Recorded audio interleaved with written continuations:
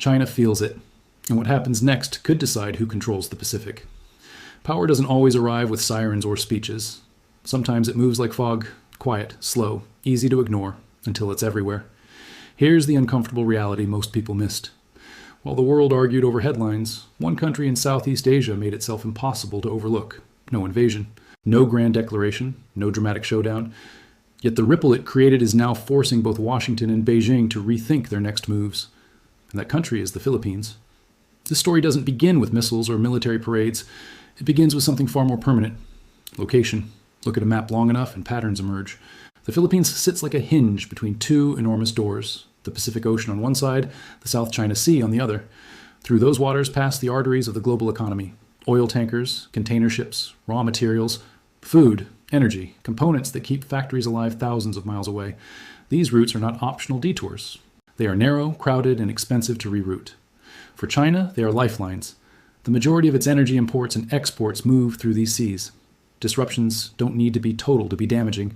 Even uncertainty raises costs, spooks insurers, and slows growth. For the United States, these waters represent something else entirely.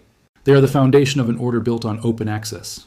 If those lanes become restricted, American alliances weaken, supply chains fracture, credibility erodes, and sitting quietly between those competing realities is the Philippines. For decades, Manila had importance without influence. It mattered on paper, but rarely dictated outcomes. Its military was limited, its economy developing. Its diplomacy cautious. Both superpowers treated it as a variable, not a driver. That assumption expired.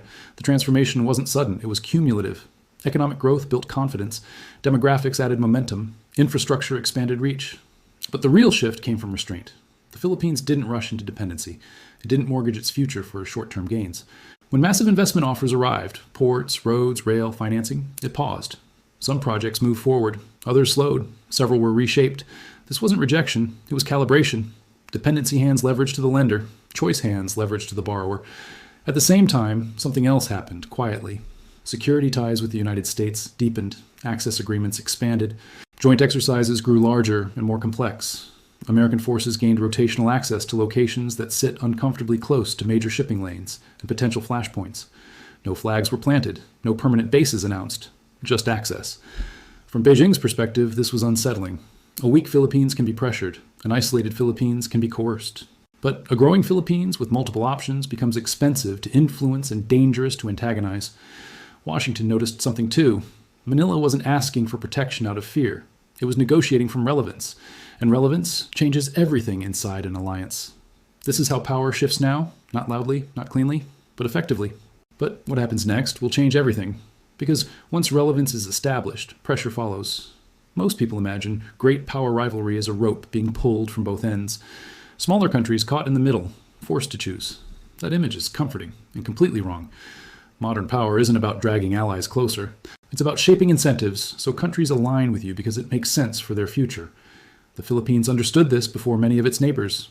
Instead of choosing sides, it chose position. By quietly placing itself at the intersection of trade, security, and diplomacy, Manila became unavoidable. Any serious regional plan, American or Chinese, now has to account for Philippine decisions.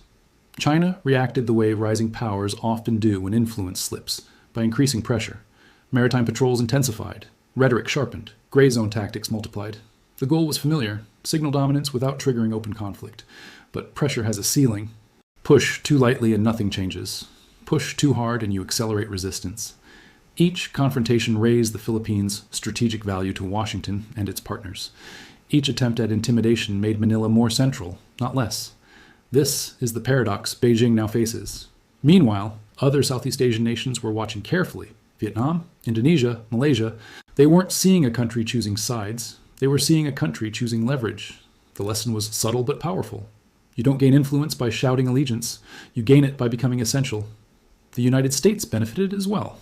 Without firing a shot or announcing escalation, it improved its forward position in the region. Access, interoperability, and presence increased, without triggering a crisis that markets or allies couldn't absorb. The balance didn't flip, it bent, and bending matters. But relevance carries a cost. Once a country matters, every move is scrutinized, every policy choice is decoded, every silence interpreted. The Philippines now operates with less room for error. Attention invites pressure. Pressure tests resolve. Still, from a systems perspective, this is an upgrade. Countries that matter face challenges. Countries that don't are ignored until decisions are made without them. Zoom out further, and the implications grow. Global supply chains depend on calm waters here. Insurance firms price risk months in advance. Military planners write scenarios long before headlines break. Financial markets react to tension before governments do. This is why the shift matters now, not in theory. In daily calculations happening quietly inside boardrooms and command centers, power today isn't about domination, it's about shaping constraints. And the Philippines has inserted itself into the constraint set of two superpowers. Every move now requires consideration of Manila's response, that is influence. And this is where the video takes a shocking turn, because the most dangerous phase isn't the rise, it's what comes after. History rarely warns before it turns. It whispers. The most unstable moments aren't when power shifts loudly, but when it shifts quietly and decision makers misjudge how far the ground has already moved. That's where we are now. The Philippines hasn't declared victory. It hasn't locked itself into a single camp. It has done something more complex and more risky. It has made itself essential. That status reshapes how Washington and Beijing think. Military plans adjust. Economic assumptions shift. Diplomatic language tightens. The room for miscalculation narrows. Imagine two heavy trucks approaching a narrow bridge from opposite sides. Neither wants to reverse. The bridge itself becomes the center of gravity. Whoever controls access controls the pace. That bridge is the Philippines.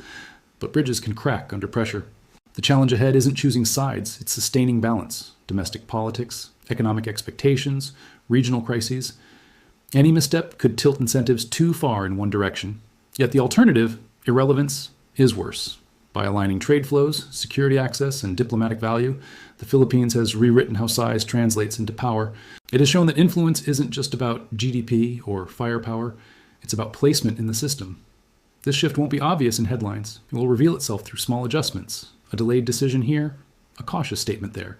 A plan rewritten quietly behind closed doors. That's how modern power works. If you followed this analysis, you've seen the system beneath the news. And that's the real advantage, understanding how incentives move before outcomes become irreversible. The balance is still shifting. The next move hasn't been made, and the most important consequences haven't arrived yet.